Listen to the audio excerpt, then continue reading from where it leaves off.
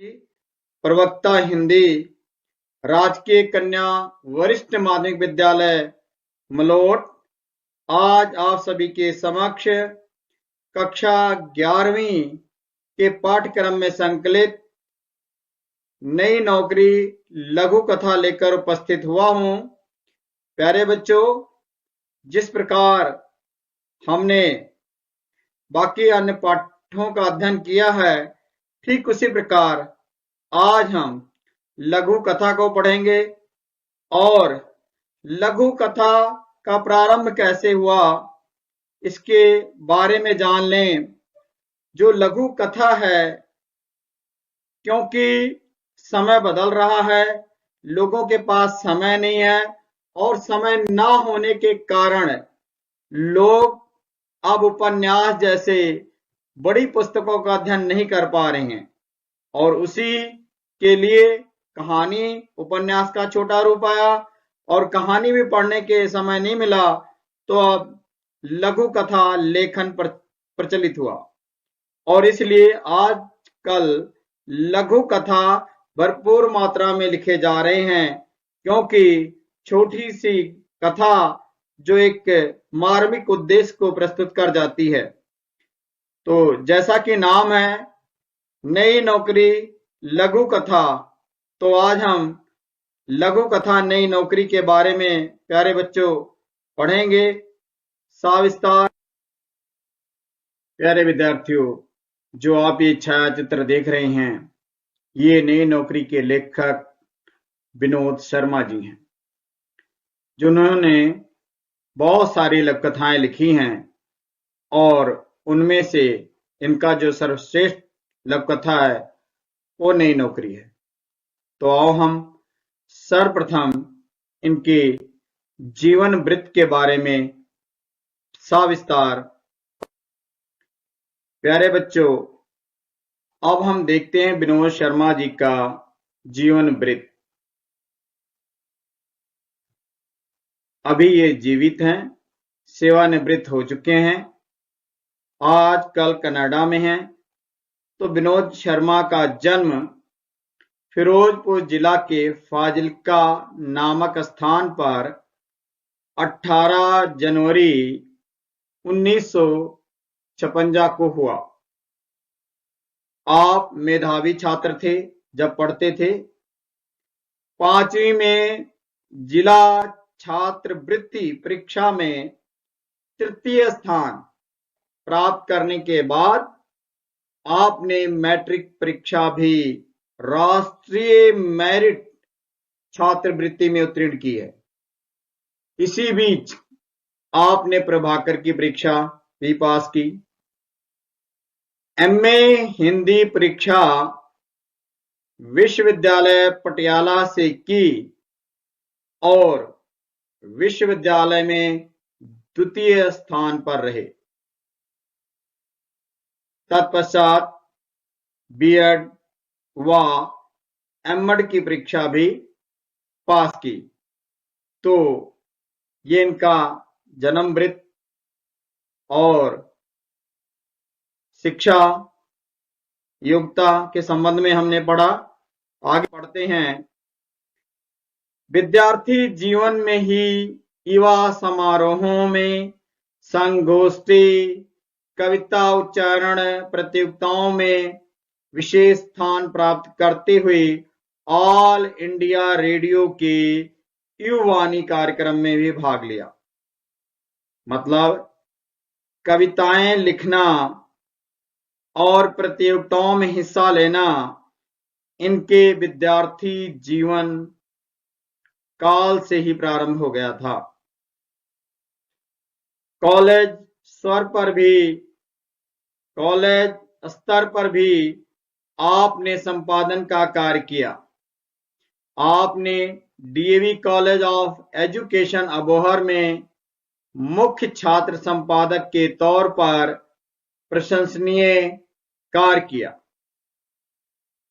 एक गणित अध्यापक के रूप में अपना अध्यापन कार्य शुरू करते हुए 17 वर्ष तक आदर्श स्कूल भागसर मुक्तसर में हिंदी प्राध्यापक के रूप में सेवा करने के बाद आप आजकल आप आदर्श सीनियर सेकेंडरी स्कूल कोट भाई मुकत्सर से प्रिंसिपल के पद से सेवानिवृत्त होकर स्वतंत्र लेखन कार्य में साहित्य सेवा में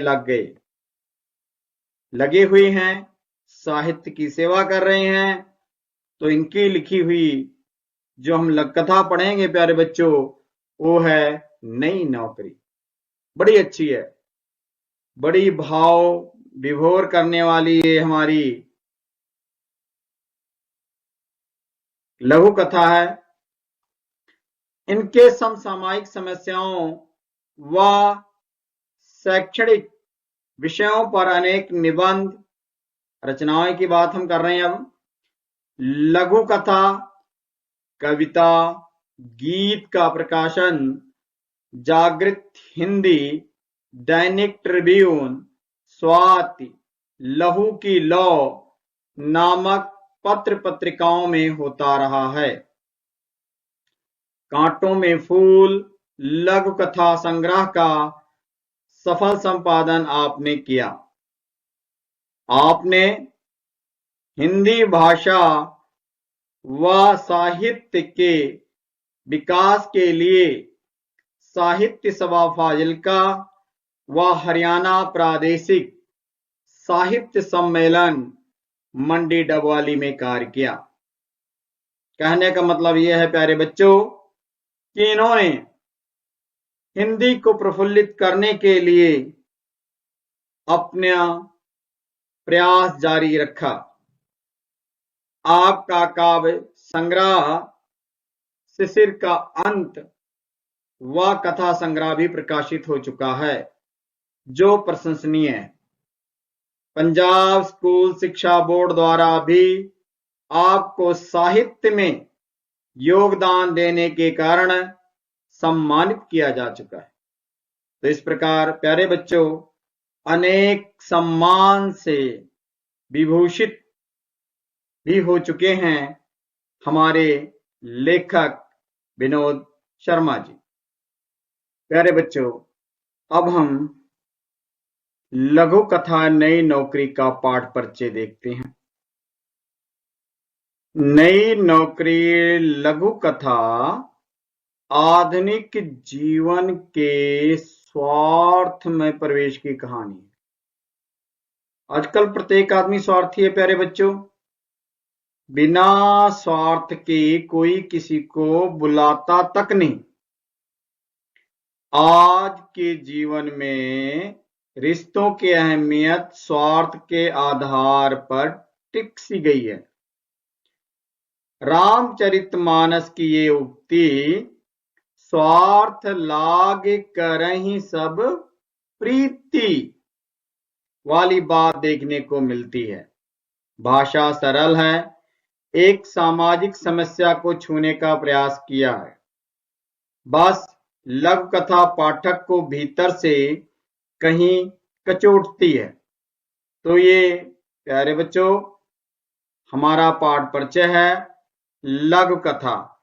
आगे हम चलते हैं और नई नौकरी को पढ़ते हैं। तो आओ हम पढ़ते हैं नई नौकरी लघु कथा। बस मां अब और सहन नहीं कर सकता।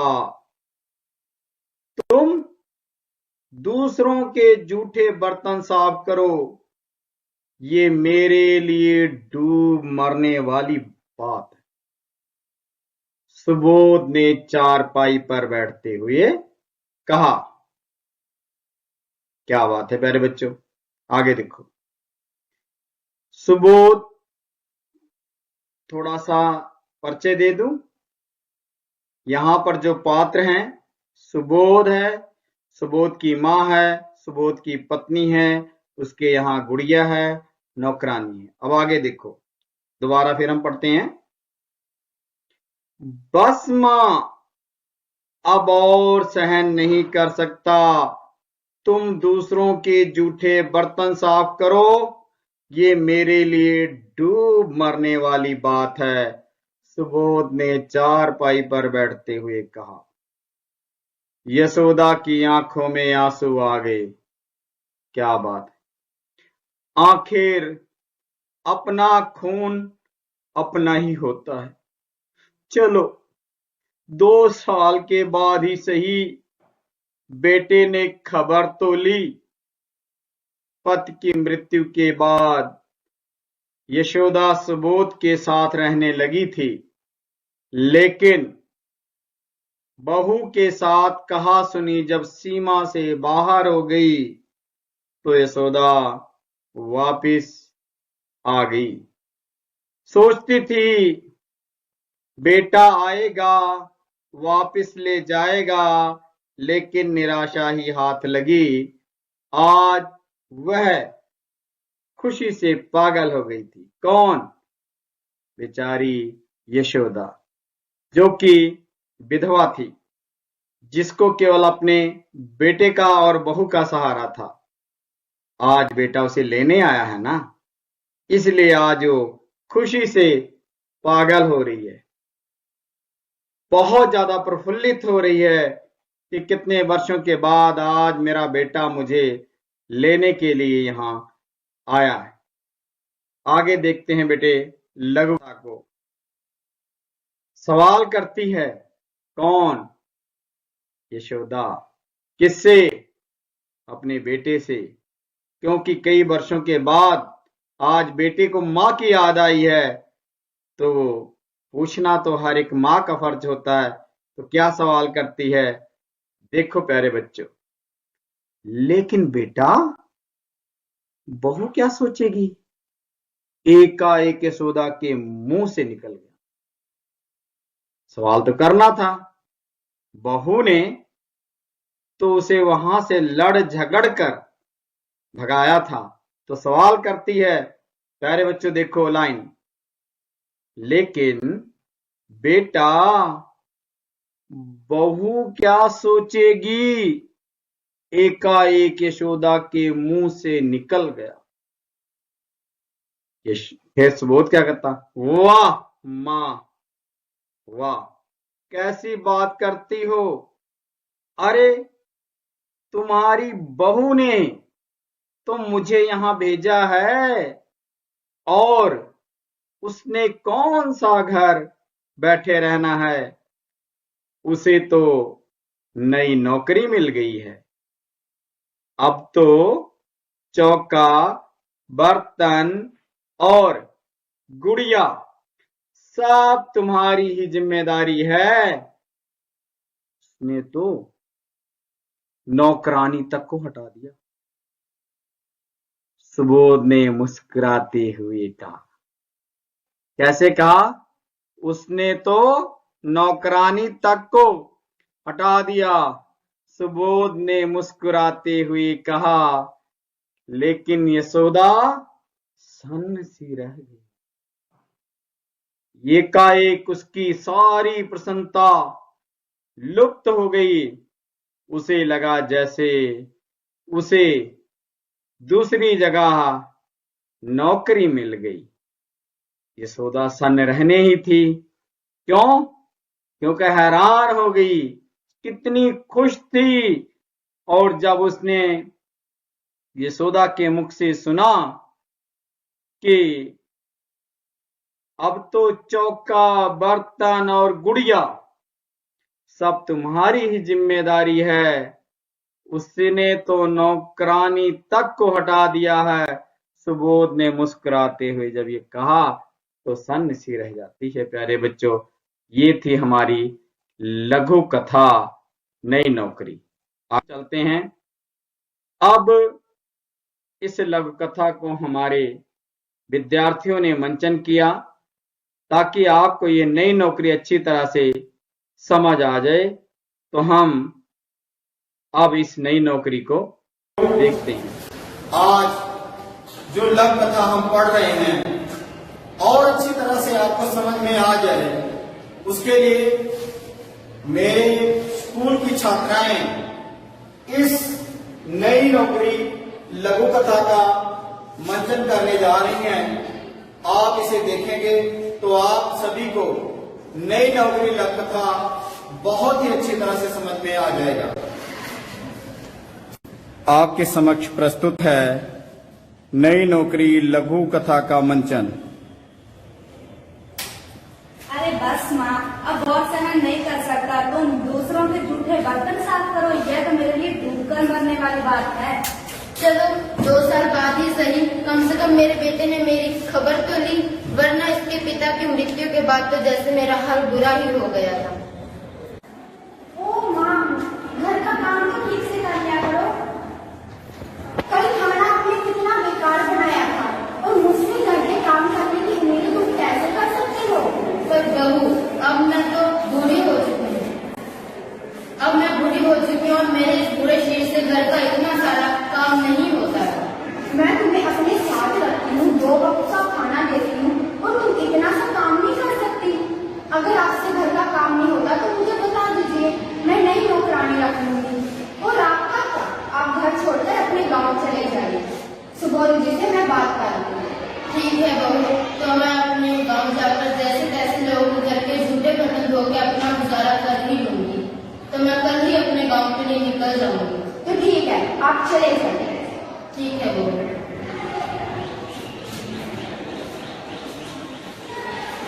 तो सेठ और सेठानी जो गांव के अमीर लोग हैं, उनके यहाँ सुबोध की माँ यशोदा काम मांगने के लिए आती है, क्योंकि बहू के द्वारा यशोदा को निकाल दिया गया है।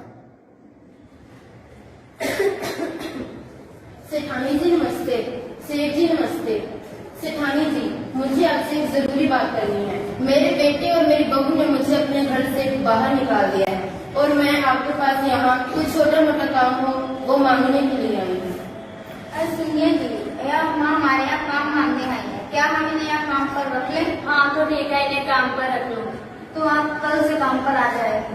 ठीक है सेठानी जी। धन्यवाद सेठ जी, धन्यवाद सेठानी जी। बेटा बहू के द्वारा नौकरी पर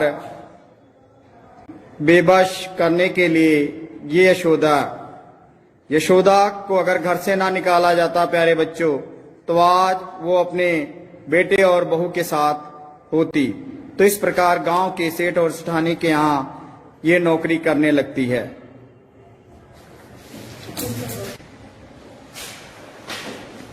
अरे यार, कैसी मार्किंग मिली है? 2 से 3 साल हो गए मुझे यहाँ पे काम करते, अभी तक मार्किंग में मेरी पगार नहीं बढ़ाई।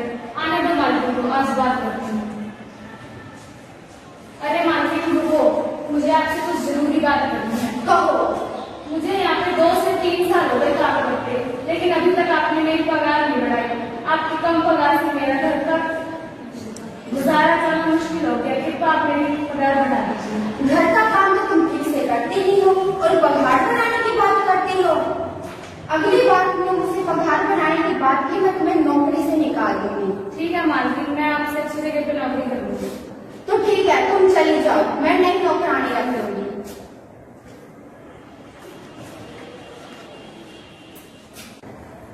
बेटा सुबोध के घर पर एक लड़की का जन्म होता है, और घर के कामकाज के लिए सुबोध की पत्नी सुबोध से कहती है, गांव जाकर मां को ले आओ। सुनिए सुबोध जी, मुझे नई नौकरी मिल गई है, और घर का काम काज और गुड़िया को संभालना मुश्किल हो गया है। मैंने तो नौकरानी को भी हटा दिया है।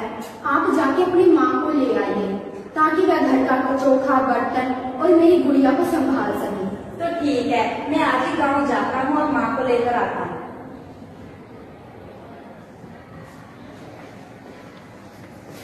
तो अब सुबोध जाता है अपनी माँ के पास। लेकिन बेटा, बहू क्या सोचेगी कि तुम मुझे अपने घर लेने आए हो?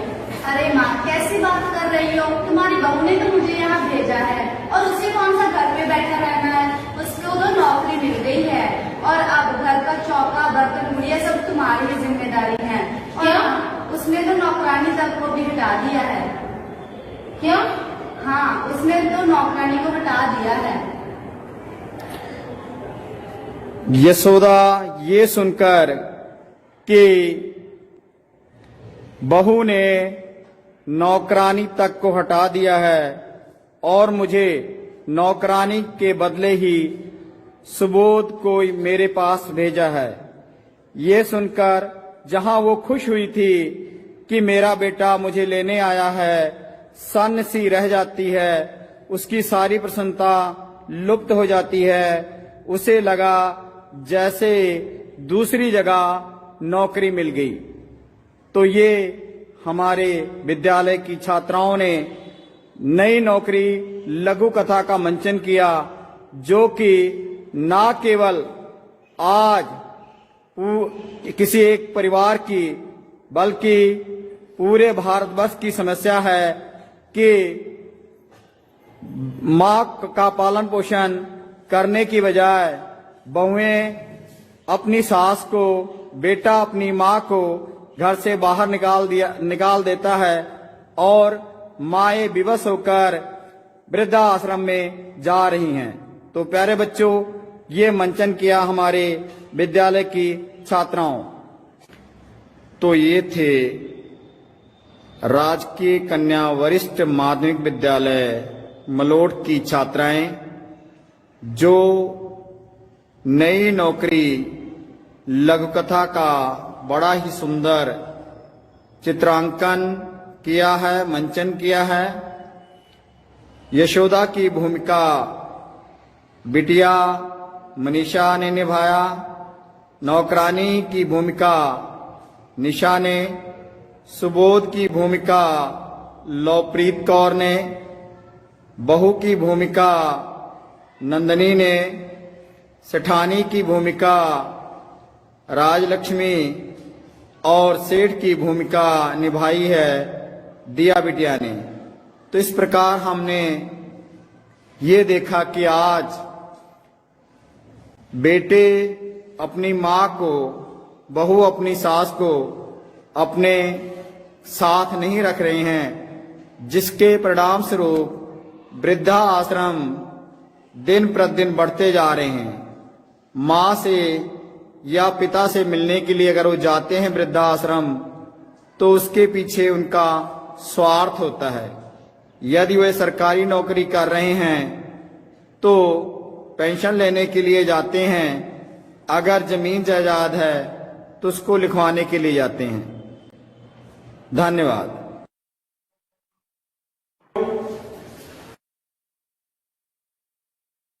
तो प्यारे बच्चों, हमने देखा आप सभी ने कि किस प्रकार इस समस्या का उद्घाटन, जो प्रत्येक परिवार, भारतवर्ष के परिवारों की कहानी है, और प्रत्येक व्यक्ति आज भौतिकवादी बन चुका है, पैसे की दौड़ में अंधा हो चुका है, रिश्ते हमारे तार तार हो रहे हैं।